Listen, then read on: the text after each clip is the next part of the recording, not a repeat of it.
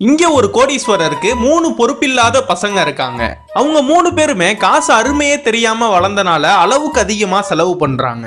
அதுல ஃபர்ஸ்ட் பையன் புதுசா பிசினஸ் தொடங்க போறேன்னு காசு வாங்குறதுலே குறியா இருக்கான். ரெண்டாவது பொண்ணு காஸ்ட்லியான ப்ராடக்ட் பொருட்களை வாங்கிட்டு வந்து அதை எடுத்து சோசியல் மீடியால அப்லோட் பண்றதே குறியா வச்சிருக்கா. மூணாவது பையன் அவனோட ப்ரொஃபசரோட ஒய்ஃபை மட்டும் இல்லாம அவங்களோட 2 பொண்ணையும் சேர்த்து டேட் பண்ணிட்டு இருக்கான். இதெல்லாம் பாக்குற இவங்க அப்பாக்கு நெஞ்சு வலி வந்து கீழேயே விழுந்துடுறாரு. இவருக்கு உடம்பு முடியாம ஹாஸ்பிட்டல்ல சேர்த்திருப்பாங்க. அப்ப கூட இந்த 3 பேருமே இவரை பத்தி பேசாம பணத்தை பத்தியே தான் பேசிட்டு இருக்காங்க.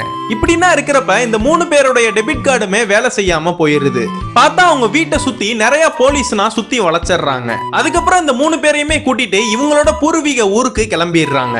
அதுக்கப்புறம் தான் இவரோட பிசினஸ்னா லாஸ் ஆகி தன்னோட மொத்த சொத்துமே போயிருச்சுன்னு சொல்றாரு. இன்னுமே நம்ம 4 பேருமே தலைமறைவா தான் வாழ்ந்தாகணும்னு சொல்றாரு. இது மட்டும் இல்லாம பேங்க் அக்கௌண்ட்டை நான் ஃப்ரீஸ் பண்ணிட்டனால இன்னுமே நம்ம வேலைக்கு போய் உழைச்சுதான் சம்பாதிக்கணும்னு சொல்லிடுறாரு. இதெல்லாம் கேட்ட அந்த 3 பேருமே வேலை செய்ய ஆரம்பிக்கிறாங்க. பெரிய மூத்த பையன் ரிக்ஷா ஓட்டுறான். அடுத்த சின்ன பொண்ணு ஒரு ஹோட்டல்ல வெயிட்டரா வேலை செய்யறா.